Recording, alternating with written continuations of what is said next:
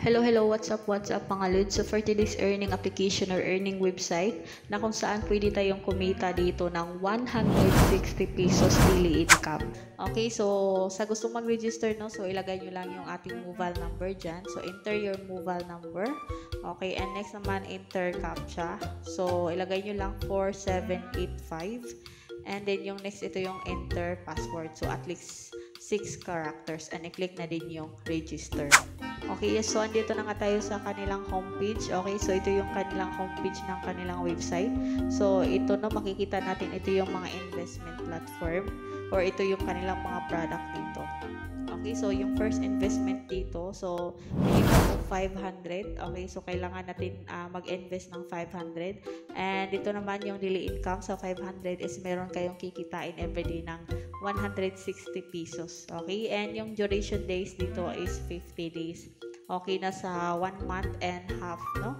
So, yung ating 500 is kumikita ng total income is 8,000. So, kung gusto nyo pang mas malaki yung income dito, meron dito next. Ito yung La Arena 2. Okay, so yung kanilang price dito or investment is 1,000. So, yung daily income naman ng 1,000 is 330 pesos. So, same pa din yung kanilang duration days.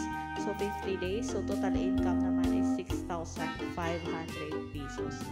So, dito naman sa next, no, ito yung Jacobina. Okay, yung price ng Jacobina is 3,000. So, daily income nito is 1,020 pesos, no? So, same pa din yung duration days is 50 days. So, total income is 51,000. So, anyway, bago tayo mag-invest ng kalakihan naman, so, always invest what you can afford to lose lang din. And just do your own research na din, no, bago tayo mag-invest.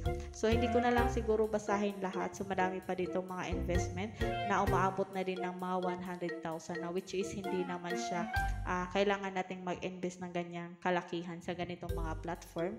Kasi alam naman talaga natin na napaka-risky. Okay, napaka-risky ng kanilang website na ito. Okay, so dito naman sa next tab. Okay, click na natin dyan. Hintayin lang natin mag-loading, no?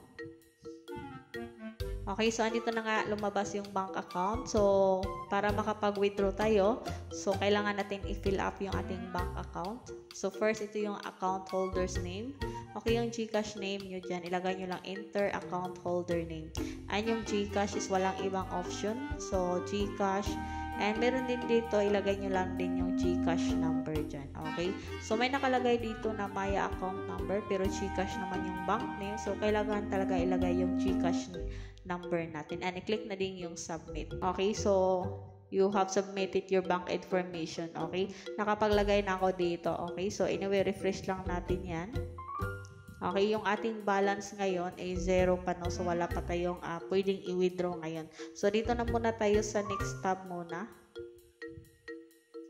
Okay, so ito yung kanilang profile, no? Or yung company profile nila. So, anyway, kung gusto nyo basahin, is depende yan sa inyo.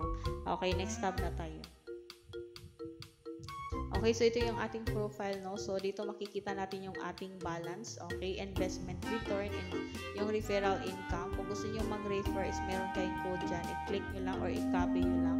And dito makikita yung withdraw. And meron ditong may bank information, order. Meron din ditong payment record, referral record, about us, customer support, no, kung gusto nyo magtanong about sa kanilang platform. So, kung meron kayong katanungan is pwede nyo siyang i-click yung customer support or ito yung kanilang customer support dito. Okay, so anyway, balik tayo sa withdrawal kung magkano naman yung kanilang minimum withdrawal. So, alam naman natin yung minimum investment is 500 pesos, no? So, dito tayo sa withdraw. I-click natin yung withdraw. So, dito makikita natin yung minimum withdrawal is 100 pesos. And wala silang service charge. So, kapag nag-withdraw kayo ng 100, so automatic 100 pa din yung ma-receive sa ating GCash account. So, kung gusto nyo ma-update, huwag kalimutan na din i-subscribe yung aking channel and i-click na din yung bell para palagi kayong ma-notify once meron na tayong update about dito sa Fan American Silver na earning website na ito.